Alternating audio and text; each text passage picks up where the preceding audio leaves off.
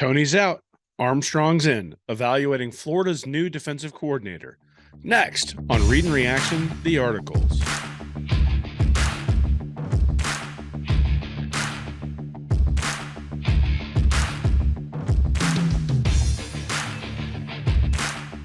Hey, everybody, this is Will Miles with Read and Reaction, back for another set of articles. There's been a little bit of a dearth of content on the site over the last month or so. Part of that is just recovering from the season. Part of that, though, is that we're working on a preseason magazine. So if you want more information about that coming up the next month or so, go check us out over on patreon.com/read and reaction. We're trying like heck to make it a hard copy for people this year. So we're going to be announcing sometime pretty soon information about that. So certainly like and subscribe here on YouTube. If you want more information about that, you can go over to readandreaction.com and read the article. And also, if you want to support us more, like I said, over on patreon.com/read and reaction. But let's get to the article called Toney's Out, Armstrong's In, Evaluating Florida's New Defensive Coordinator. After just 1 year, Patrick Toney is out and Austin Armstrong is in at defensive coordinator for the Gators. The fact that Toney decided to leave a defensive coordinator position at an SEC school to become a safeties coach in the NFL is a little bit surprising. That sort of step down isn't the normal career path considering Toney's history, but Gainesville can be a pressure cooker when things go poorly. Perhaps he just decided a fresh start was needed. The good news is that Florida head coach Billy Napier was ready with an immediate replacement. Part of this is likely because the move for Toney had been in the works for a little while, but part is that I'm assuming that if Napier had truly wanted Toney to stay, he could have made it worth his while financially. Remember, the Gators did just that for Todd Grantham after 2019 when he flirted with the Bengals. Instead, Napier apparently decided a fresh start was necessary also and went with Austin Armstrong, a 29-year-old Alabama assistant who spent the past 2 years as the defensive coordinator at Southern Mississippi. We'll get to his track record in a moment, but the significance of such a hire should not be glossed over. Toney was Napier's hand-picked defensive coordinator. Now his second choice is a guy with 2 years of experience to lead a defensive turnaround when other programs in the conference, Alabama with Kevin Steele, Auburn with Ron Roberts, are going the tried and true route. Is that the right direction? Time will tell. But the reality is that you don't get to change out coordinators every year when you don't get the results you need. Napier needs Armstrong to be good, and good quickly. Patrick Toney out. Patrick Toney came to Gainesville with much fanfare as the prize Napier pupil who was going to turn around a defense that Todd Grantham had let atrophy in 2020 and 2021. Grantham had been fired mid-year in 2021 and had built a defense that couldn't stop Samford. He also helped create what a Florida staffer told Saturday Down South was the, quote, most toxic environment I've ever dealt with, unquote. The thinking was that anything Toney could do would be an upgrade. Well, that thinking was clearly and emphatically wrong. Toney presided over a defense that put up the following statistics: 105th in yards per play allowed versus FBS opponents, 87th in points per game allowed versus FBS opponents, 129th in third down conversions allowed, 87th in red zone touchdown conversion percentage, 93rd in 20-plus yard plays allowed, 96th in sacks, 74th in tackles for loss. Those are just atrocious numbers that add up to what is definitively the worst Gators defense in the last 30 years. Yes, even worse than Grantham's 2020 squad that cost the Gators a playoff berth. The only thing that Toney's defenses seemed to do well was create turnovers. The Gators averaged 1.8 turnovers per game versus FBS opponents, but a lot of that was built on forcing fumbles. They were 11th in the country, and recovering fumbles. They were 4th in the country. Both of those statistics tend to be highly variable from year to year. The most concerning thing for me when looking at the 2022 stats is that not only was Florida not getting to the quarterback, but they were unable to make the quarterback uncomfortable at all. We can measure that by looking at havoc rate, which is the number of plays that end up in a tackle for loss, turnover, or pass breakup. That can be divided up into front seven and defensive back havoc as well. If we look in 2018, Florida had 20% as their total havoc rate. 2019, that went up to 23%. In 2020 and 2021, it dropped to 16% in both years. And then in 2022, under Patrick Toney, that dropped to 14%. And the DB havoc rate dropped from 6% in 20 and 21 to 4% under Toney. What the above table shows is havoc rates for the Gators defense over the past 5 seasons. What we see is that in 2018 and 2019, Todd Grantham's defenses were able to create a bunch of havoc, or at least far more than what we've seen in 2020, 2021, or 2022. Not coincidentally, the defenses with higher havoc rates were good in 2018 and great in 2019, but fell apart in 2020 and 2021 when the havoc rate dropped by 7%. That continued in 2022 as the defense under Patrick Toney had a havoc rate 2% below where Grantham's defenses were in 2020 and 2021. That drop was exclusively due to defensive back play as Jason Marshall, Rashad Torrance, and Trevez Johnson all seemed to take a step back in 2022. The irony shouldn't escape us then that Toney is leaving Gainesville to coach safeties in the NFL. Austin Armstrong in. So what does the profile of Austin Armstrong tell us about his chances of being successful? First, we should take into consideration that he had left Southern Mississippi to serve as a linebackers coach on the Alabama staff. If Nick Saban likes you enough to bring you on, that certainly says something. Additionally, Armstrong served as a defensive quality control coach for Georgia and Kirby Smart in 2019, so he knows the lay of the land for the SEC elite.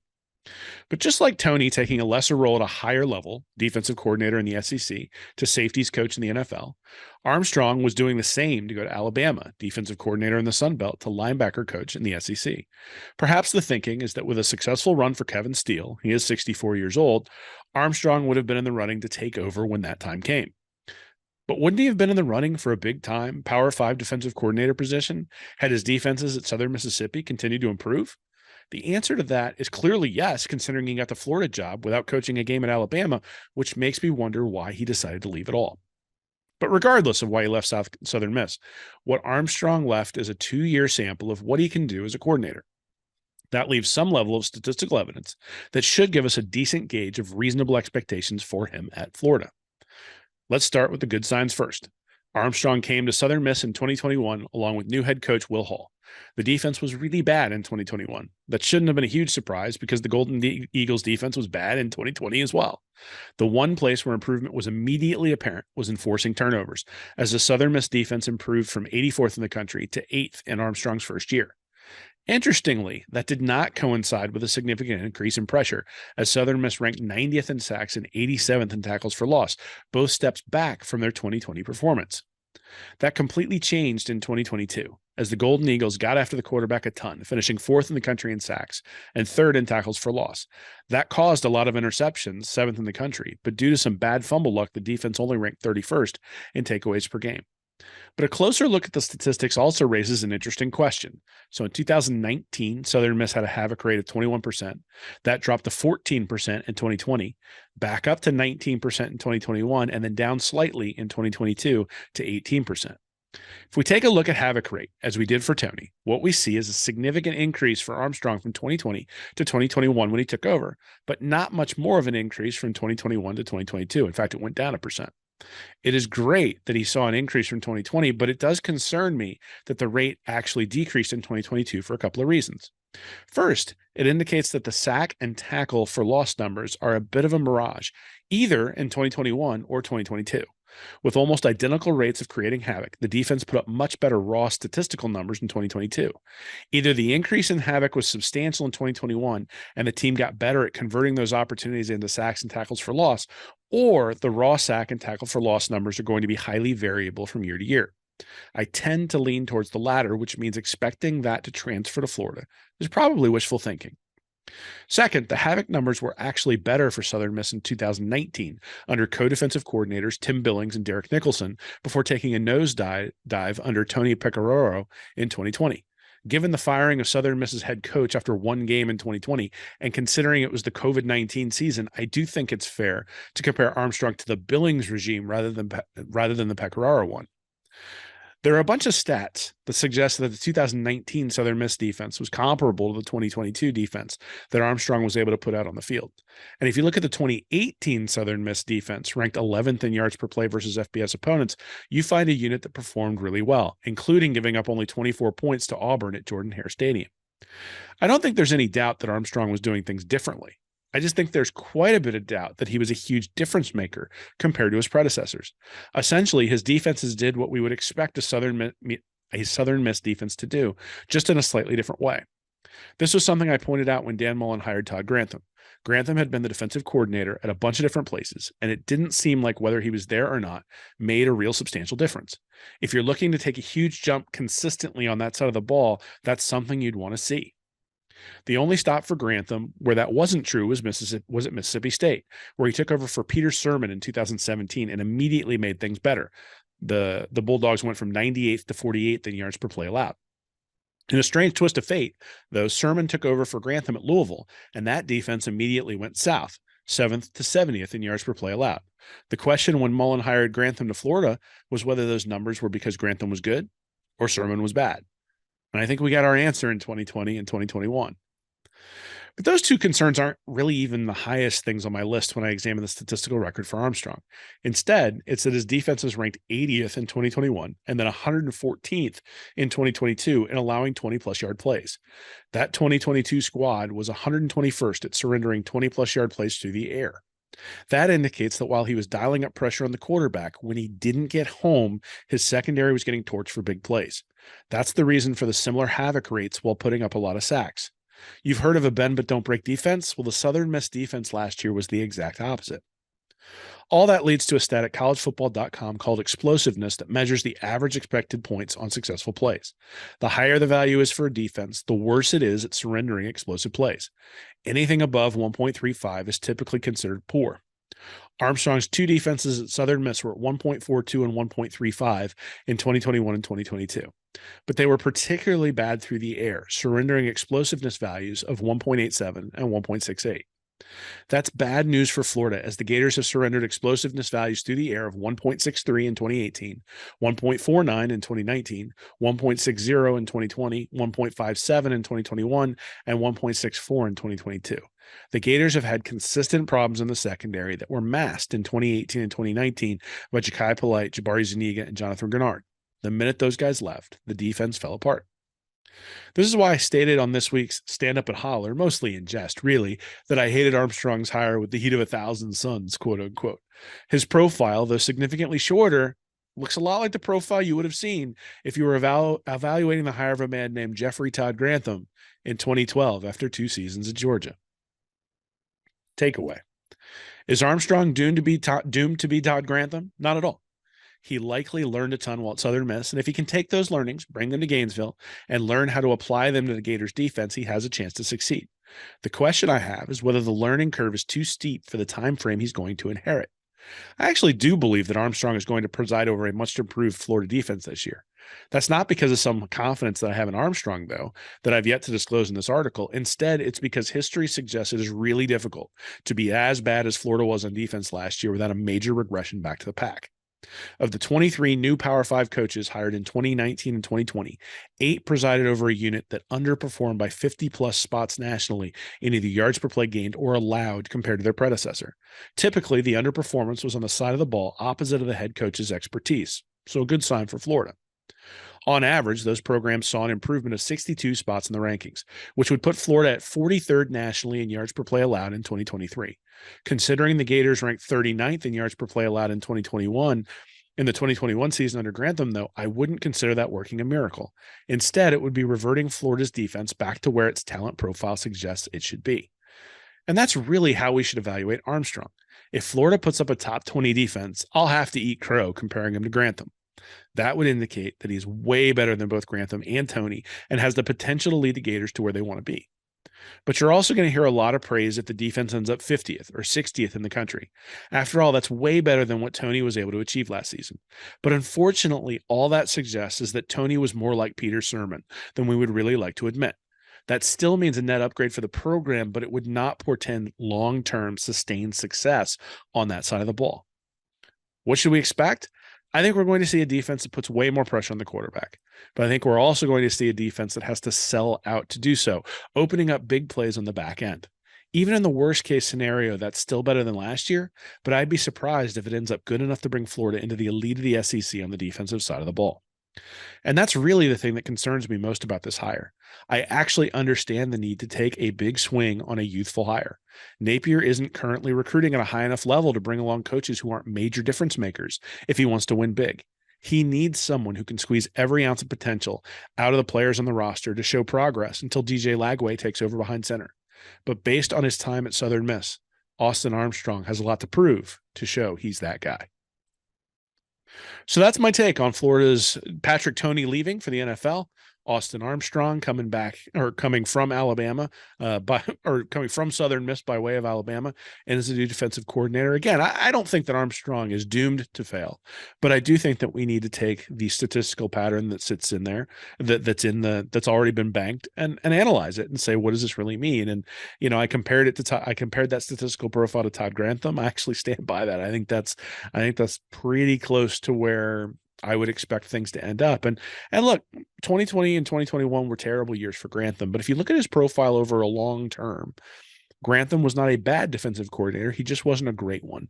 And that was always my criticism was, Georgia was happy that Florida had hired Todd Grantham in many ways because Georgia knew what Florida was getting because they had Todd Grantham for many years and understood that while he wasn't elite, he also wasn't terrible, and you sort of end up in this no man's land.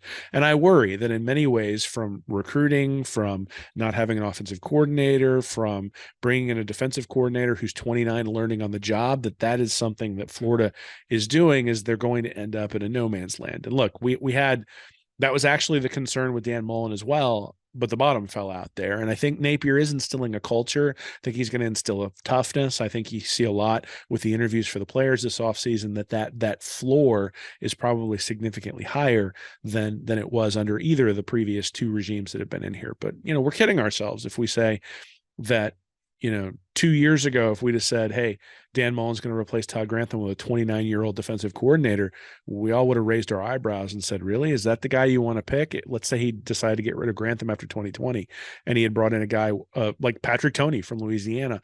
What would we have said in that particular case? I think we would have had some doubts. And I think you look at a guy who's had some success as a defensive coordinator in the Sun Belt, but has not had massive success. The defense in 2022 was not this like world-beating defense. I know they gave it an interesting nickname over there. Can't remember exactly what it was at Southern Miss. I know they gave it an interesting nickname, but you were still looking at like 50th in yards per play is where they were at. And look, 50th in yards per play is okay, but that's not like, hey, this guy is 29 and is a can't miss prospect and you better snap him up because he won't be available if you wait for a year. I think, the reality is that Armstrong would have been available a year or two from now. Now, you also, people say, what are the alternatives? And I think there are some alternatives out there. Certainly, Jeff Collins is the guy who comes to mind immediately. I think Gator Dave over on Gators Breakdown talked about how Collins turned them down, but there are some younger guys. I mean, you look at the guy who was the defensive coordinator, I think Justin Curtis was his name, for Liberty under Hugh Freeze. Like, he had a top 20 defense last year in a program that, let's be honest, is being run by a guy who's strictly on the offensive side of the ball. And so if you want to say, hey, this is a guy who has the potential to be really, really good, then that's a place I might have looked. There was a defensive coordinator for Kentucky. Can't remember whether he left. Can't remember his name either. But he's somebody that I would have given some real. So from 2 years ago, he's somebody I would have given a real look at if there was an opportunity to snap him up as well. Again, knowing the lay of the land in the SEC, relatively young and schematically seemed to do some things to adjust to Florida when Florida's come there. Kentucky's given Florida fits. And so, if you could have gotten someone from that tree to potentially help out on the defensive side of the ball, I think that would have helped as well. But look, I mean, there's been a lot of turnover with the staff. There's no doubt there. Obviously, you got Peagler leaving, you got Toney leaving, you've got and then you've got Corey Raymond being promoted up. And so there's a lot of turnover. And I think one of the questions at the end of the year that we'll probably know is, was that turnover healthy turnover where Napier realized that he needed to make some real changes? Or is it unhealthy turnover and that people saw what was coming and realized that it was time to jump ship before they got blamed for it? Because honestly, that's the concern that I have with Toney leaving is, 2 years or 3 years in, if things haven't turned around, you go, okay, yeah, I understand that. But Toney had an opportunity for a big time head coaching job if he could turn Florida's defense around this year. Like, if he could have put up a top 40 defense this year and then a top 20 defense 2 years from now, look, one, the Florida fans would have loved him and the pressure cooker in Gainesville would have gotten lower and lower and lower as that happened. But the other aspect of it would have been that he would have been set up to get the next head coaching job somewhere in the SEC or in the ACC or in the Big Ten when it popped up based on his record on that side of the ball. He's foregoing that going to the NFL. Now, maybe he doesn't like the recruiting. Maybe he didn't like the pressure cooker of Gainesville. It's certainly going to be a lot more laid back there in Arizona. but it is. I mean, I don't think there's any doubt that it's a step down. I mean, because you look at his couple of years of defensive coordinator at Louisiana, and then the dumpster fire that was Florida last year. If you're an NFL team and he has like a nice year at safety, if the secondary for Arizona excels, are you going to go put him in as a defensive coordinator in the NFL? I just think that's a big leap for him to have to make from safety to defensive coordinator, given his track record. Now, look, maybe I'll be proven wrong. Maybe he goes out there. The safeties in Arizona have a huge year. He's a defensive coordinator in the NFL in a year, and 3 years from now, he's head coach for the Patriots when Belichick gives it up. But I think that there's a lot of what ifs there that it just seems like you've extended the life of your career getting to that head coaching position by making this move. So anyway, I think time will tell. Obviously, I think Armstrong's going to be better than Toney. I compared Toney to Sermon from the standpoint of just Sermon came in and immediately things went the wrong direction, and Toney came in and immediately things went the wrong direction. So Armstrong is coming in, and we sort of said last year that Grantham's leaving, the defense has to be better. I think we're going to say the same thing this year. Toney's leaving, the defense has to be better, and hopefully that's the case. And look, I think. The talent profile of the defense may actually be a little bit lower, but Brenton Cox was kicked off the team last year and was probably the most talented guy on the defensive side of the ball, maybe aside from Jason Marshall. And like I said in the article, Marshall and some other defensive backs really took a step back last year. And so just getting those guys back, the guys who stayed, just getting those guys back to par, and then bringing in a couple of guys from this recruiting class, but then also last year's recruiting class to come in and contribute will probably make a big difference. So anyway, thanks for holding on with me for this long. Again, go over to patreon.com/readandreaction if you want more content. We're going to start putting up videos over there on a more regular basis. Do some Ask Me Anything type stuff over there. So go check that out over there. You can also check out the article at readandreaction.com. And then while you're here on YouTube, like the video, subscribe, forward it to your friends, help us out any way you can. We really appreciate it. So with that, go Gators.